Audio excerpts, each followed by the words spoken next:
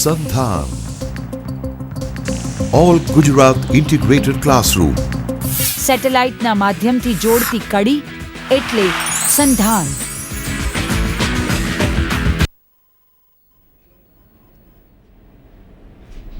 મિત્રો, સંધાનમાં આપ સૌનું સ્વાગત છે. આપ સૌ કેમિસ્ટ્રી ભણો છો. કેમિસ્ટ્રીની ઘણી બધી બ્રાન્ચીસ છે, ઘણી બધી શાખાઓ. એમાં કાર્બનિક રસાયણ, અકાર્બનિક રસાયણ, ભૌતિક રસાયણ, વૈશ્લેષિક રસાયણ, એ પૈકી એક આપણે શાખા છે જે વીજ રસાયણશાસ્ત્ર તરીકે ઓળખાય છે, એની વાત કરીશું. રસાયણશાસ્ત્રની જે શાખામાં પ્રક્રિયાઓ સાથે ઇલેક્ટ્રોન વિનિમય થતો હોય અથવા જેમાં ઓક્સિડેશન અને રિડક્શનની પ્રક્રિયાઓ થતી હોય એ શાખાને આપણે વીજ રસાયણશાસ્ત્ર તરીકે ઓળખીએ છીએ. ખાસ કરીને વીજ રસાયણશાસ્ત્રની સમજ કેળવવા માટે ઘણી બધી બાબતો આપણે સમજવી જોઈએ. જેમાં સૌથી મહત્ત્વની બાબત એ છે ઓક્સિડેશનની પ્રક્રિયા. ઓક્સિડેશન એટલે શું? આપણને ખ્યાલ છે કે ઓક્સિડેશન એટલે ઓક્સિજન દૂર થવો અથવા તો કોઈ પણ પ્રક્રિયા દરમિયાન ઇલેક્ટ્રોન મુક્ત થવા. ઇલેક્ટ્રોન મુક્ત થવાની જે પ્રક્રિયા છે તે ઓક્સિડેશનની પ્રક્રિયા છે. રિડક્શનની પ્રક્રિયા, રાસાયણિક પ્રક્રિયા દરમિયાન જ્યારે હાઇડ્રોજન વાયુ મુક્ત થાય ત્યારે આપણે એને રિડક્શન પ્રક્રિયા કહીએ છીએ. અથવા તો રાસાયણિક પ્રક્રિયા દરમિયાન ઇલેક્ટ્રોન ઉમેરાતા હોય, ઇલેક્ટ્રોન સ્વીકારાતા હોય એવી પ્રક્રિયાને આપણે રિડક્શનની પ્રક્રિયા કહીએ છીએ. ઓક્સિડેશન અને રિડક્શનની પ્રક્રિયા એ જે ધ્રુવ પર થતી હોય તેને આપણે એનોડ તરીકે ઓળખીએ છીએ. એનોડને જો આપણે વ્યાખ્યાયિત કરવું હોય તો એનોડ એ કોઈ એક ધ્રુવ છે કે જ્યાં ઓક્સિડેશનની પ્રક્રિયા થતી હોય છે. જ્યારે કેથોડ એ એક ધ્રુવ છે કે જ્યાં રિડક્શનની પ્રક્રિયા થતી હોય. આમ ધ્રુવ ઉપર ઓક્સિડેશન અને રિડક્શન બંને પ્રક્રિયાઓ થતી હોય છે. આપ જોઈ શકો છો સ્ક્રીન ઉપર કે જે ધ્રુવ ઉપર ઓક્સિડેશનની પ્રક્રિયા થાય, ઓક્સિડેશનની પ્રક્રિયા દરમિયાન ઇલેક્ટ્રોન મુક્ત થાય છે. સિલ્વર ધાતુ છે, જ્યારે એક ઇલેક્ટ્રોન મુક્ત કરશે ત્યારે એમાંથી આર્જેન્ટેટ આયન Ag+ બને છે. એવી જ રીતે કોપર છે જે ધાતુ 2 ઇલેક્ટ્રોન મુક્ત કરે છે ત્યારે ક્યુપ્રિક આયન બનાવે છે. અને એલ્યુમિનિયમ ધાતુ જ્યારે 3 ઇલેક્ટ્રોન ગુમાવે છે ત્યારે એલ્યુમિનિયમ આયન બનાવે છે. એનાથી રિવર્સ રિડક્શનની પ્રક્રિયામાં ઇલેક્ટ્રોન ઉમેરાય છે. આપ જોઈ શકો છો કે સિલ્વર આયન જ્યારે 1 ઇલેક્ટ્રોન સ્વીકારે છે ત્યારે એ સિલ્વર સોલિડ અથવા તો સિલ્વર ધાતુ તરીકે મુક્ત થાય છે. ક્યુપ્રિક આયન 2 ઇલેક્ટ્રોન સ્વીકારે ત્યારે કોપર સોલિડ તરીકે મુક્ત થાય. અને એલ્યુમિનિયમ આયન જ્યારે 3 ઇલેક્ટ્રોન સ્વીકારે ત્યારે એ એલ્યુમિનિયમ સોલિડ તરીકે મુક્ત થાય છે. આગળ આપણે વ્યાખ્યા જોઈ તે પ્રમાણે એનોડ જે ધ્રુવ પર આપણે ઓક્સિડેશનની પ્રક્રિયા થાય છે એને આપણે એનોડ તરીકે ઓળખીએ છીએ. કેથોડ જે ધ્રુવ પર રિડક્શનની પ્રક્રિયા થાય તેને આપણે કેથોડ કહીએ છીએ. ધ્રુવ ધાતુ કે અધાતુની પટ્ટી જેની ઉપર ઓક્સિડેશન કે રિડક્શનની પ્રક્રિયા થાય છે એને આપણે ઇલેક્ટ્રોડ અથવા તો ધ્રુવ તરીકે ઓળખીએ છીએ.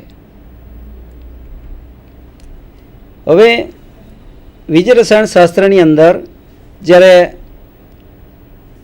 કોષની વાત કરતા હોઈએ ત્યારે સૌથી પહેલી સમજ અર્ધકોષની આપણે કેળવીએ. અર્ધકોષ એટલે શું? તો જ્યારે ધાતુ અને તેના સંપર્કમાં રહેલું દ્રાવણ કે જે ધાતુને અનુરૂપ આયનો ધરાવે છે એટલે કે ધાતુ અને તેના સંપર્કમાં રહેલું તેના અનુરૂપ આયન ધરાવતું દ્રાવણ, એટલે સંયુક્ત રીતે એને અર્ધકોષ તરીકે ઓળખીએ છીએ. ઉદાહરણ તરીકે જ્યારે કોપર સલ્ફેટના દ્રાવણમાં જ્યારે કોપર ધાતુની પટ્ટી રાખીએ અથવા તો ક્યુપ્રિક આયન ધરાવતા દ્રાવણમાં કોપર ધાતુની પટ્ટી રાખવામાં આવે તો બંનેને આપણે સંયુક્ત રીતે અર્ધકોષ તરીકે ઓળખીએ છીએ. પ્રમાણિત અર્ધકોષ. પ્રમાણિત શબ્દ એ કોઈ ચોક્કસ પરિસ્થિતિ માટે છે. આપને ખબર છે કે જે અર્ધકોષમાં થતી રાસાયણિક પ્રક્રિયા એક વાતાવરણ દબાણે 25 ડિગ્રી સેલ્સિયસ તાપમાને અને દ્રાવણમાં રહેલા આયોનની સાંદ્રતા જો 1 મોલર હોય તો તેવા અર્ધકોષને આપણે પ્રમાણિત અર્ધકોષ તરીકે ઓળખીએ છીએ. વીજ રાસાયણિક કોષ. જ્યારે બે અર્ધકોષને એકબીજા સાથે જોડી દેવામાં આવે ત્યારે જે કોષ બને છે તેને આપણે વીજ રાસાયણિક કોષ કહીએ છીએ. વીજ રાસાયણિક કોષનો સિદ્ધાંત અથવા તો એ કયા સિદ્ધાંત ઉપર કામ કરે છે એ જોઈએ તો જે રાસાયણિક કોષમાં રાસાયણિક શક્તિનું વીજ શક્તિમાં અથવા તો વિદ્યુત શક્તિમાં રૂપાંતર થતું હોય તેવી પ્રણાલી અથવા તો તેવું જે ઉપકરણ છે એ વીજ રાસાયણિક કોષ છે. કોષને દર્શાવવા માટે એનું ચોક્કસ સાંકેતિક નિરૂપણ છે.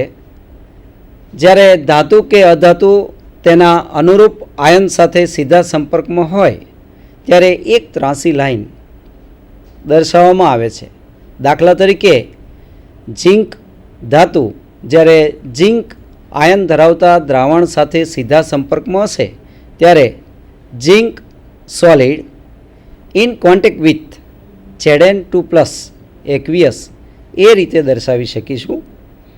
જ્યારે બે દ્રાવણોના આયનો એકબીજા સાથે ક્ષાર સેતુ દ્વારા સંપર્કમાં હોય તો તેને દર્શાવવા માટે બે ઊભી સમાંતર કે ત્રાંસી રેખાઓ વપરાય છે.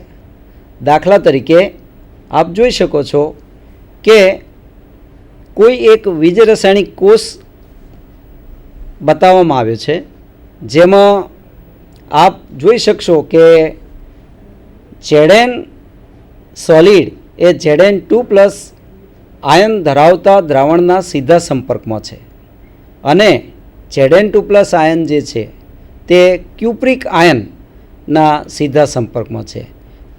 ફરી પાછું ક્યુપ્રિક આયન ધરાવતું જે દ્રાવણ છે તે કોપરની પટ્ટીના સીધા સંપર્કમાં છે. એટલે કોઈ એક વીજ રાસાયણિક કોષને જો આપણે બતાવવો હોય તો અમેરિકન પદ્ધતિ છે, બ્રિટિશ પદ્ધતિ છે. મોટાભાગે અમેરિકન પદ્ધતિનો ઉપયોગ વધુ થાય છે. અમેરિકન પદ્ધતિ પ્રમાણે એનોડને હંમેશા ડાબી બાજુએ દર્શાવવામાં આવે છે અને કેથોડને જમણી બાજુ દર્શાવવામાં આવે છે. જે વીજ રાસાયણિક કોષની આપણે વાત કરી તે અમેરિકન પદ્ધતિ પ્રમાણે દર્શાવેલો છે.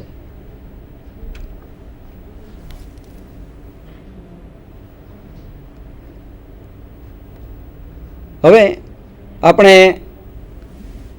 એનોડ, કેથોડ અને વીજ રાસાયણિક કોષની વધુ સારી સમજ મેળવવા માટે એક વીજ રાસાયણિક કોષ જે ગેલ્વેનિક કોષ અથવા તો ડેનિયલ કોષ તરીકે ઓળખાય છે તેની વાત કરીએ, જેના દ્વારા આપણને અર્ધકોષ સાથે જે ઇલેક્ટ્રોડ અને ઇલેક્ટ્રોડની સાથે આયન ધરાવતું દ્રાવણ, વીજ રાસાયણિક કોષની અંદર જે કંઈ બધા જ એના જુદા જુદા ભાગ છે તેને આપણે વધુ સારી રીતે સમજીએ. આકૃતિમાં આપ જોઈ શકો છો કે ગેલ્વેનિક કોષની રચના માટે બે બીકરનો ઉપયોગ કરવામાં આવ્યો છે. એક બીકરની અંદર આપ જોશો કે ઝીંક સલ્ફેટનું દ્રાવણ છે જેમાં ઝેડેન ધાતુનો સળિયો રાખેલો છે, જ્યારે બીજા બીકરની અંદર કોપર સલ્ફેટના દ્રાવણમાં કોપર ધાતુનો સળિયો રાખેલો છે. જ્યારે આ અર્ધકોષ બનાવવામાં આવે ત્યારે ઝીંક ધાતુની પટ્ટીનું આપણે વજન કરી લઈએ. એ ચોક્કસ વજન ધરાવતી પટ્ટી છે. એવી જ રીતે જ્યારે કોપર ધાતુને આપણે રાખીએ ત્યારે કોપર ધાતુની પણ ચોક્કસ વજન ધરાવતી પટ્ટી જેને આપણે ઇલેક્ટ્રોડ તરીકે મૂકેલી છે. આ બંને ઇલેક્ટ્રોડ અથવા તો જે ધ્રુવ તરીકે ઓળખીએ છીએ તે એક વીજવાહક તાર દ્વારા આપણે બંનેને એકબીજા સાથે જોડીએ છીએ. આટલું કાર્ય કર્યા પછી જ્યારે બંને અર્ધકોષને એક ક્ષાર સેતુ દ્વારા જોડવામાં આવે ત્યારે પૂર્ણ વીજરસાયણિક કોષ બને છે. આકૃતિમાં આપ જોઈ શકો છો કે ઝેડેન અને એની સાથે રાખેલું જે Zn2+ આયન ધરાવતું દ્રાવણ એ એક અર્ધકોષ છે, જે આગળ આપણે જોઈ ગયા. Zn in contact with ZnSO4 જેની સાંદ્રતા 1 મોલર છે. બીજી બાજુનો જે અર્ધકોષ છે જમણી બાજુનો તે કોપર અને એની સાથે એના સંપર્કમાં રાખેલું જલીય દ્રાવણ કોપર સલ્ફેટનું જે 1 મોલર છે, એટલે એ પણ બીજો એક અર્ધકોષ છે. બંને અર્ધકોષને આપણે ક્ષાર સેતુ દ્વારા જોડી દીધા છે. હવે આપણે આ કોષનું જે સાંકેતિક નિરૂપણ છે તે જોઈએ. તો કોષના સાંકેતિક નિરૂપણમાં Zn in contact with Zn2+ આયન ક્ષાર સેતુ છે અને એની સાથે ક્યુપ્રિક આયન ધરાવતું દ્રાવણ અને એની સાથે કોપર. હવે આ કોષ કેવી રીતે કાર્ય કરશે એની જરા સમજ કેળવીએ. તો જ્યારે બહારથી વીજવાહક તાર દ્વારા બંનેને જોડવામાં આવશે ત્યારે એક અર્ધકોષ એનોડ તરીકે વર્તે છે, બીજો અર્ધકોષ કેથોડ તરીકે વર્તે છે. આકૃતિમાં આપ જોશો કે Zn ધાતુ ઇલેક્ટ્રોન મુક્ત કરે છે. જ્યારે ઇલેક્ટ્રોન મુક્ત કરવાની પ્રક્રિયા થશે ત્યારે એ પોતે એનોડ તરીકે ઓળખાશે. એનોડનું કાર્ય ઇલેક્ટ્રોન મુક્ત કરવાનું છે. આપણા રસાયણશાસ્ત્રની અંદર એનોડને નેગેટિવ ચાર્જ માઇનસ સાઇન વડે દર્શાવવામાં આવ્યો છે, જે આપ આકૃતિમાં જોઈ શકો છો. અને કેથોડ એ ઇલેક્ટ્રોન સ્વીકારનાર છે. ત્યાં ધન વીજભારિત અથવા તો પોઝિટિવલી ચાર્જ તરીકે દર્શાવવામાં આવ્યો છે. એટલે એનોડ ઋણ વીજભારિત, કેથોડ ધન વીજભારિત પ્લસ ચાર્જ વડે દર્શાવવામાં આવ્યો છે. જ્યારે આ કોષમાં રાસાયણિક પ્રક્રિયા થશે ત્યારે એનોડ ઉપરથી ઇલેક્ટ્રોન મુક્ત થશે. એટલે આપણે રાસાયણિક પ્રક્રિયા જોઈએ તો કોષની અંદર જે રાસાયણિક પ્રક્રિયા છે તેમાં Zn ધાતુ Zn2+ આયનમાં રૂપાંતર પામે છે, 2 ઇલેક્ટ્રોન મુક્ત કરે છે.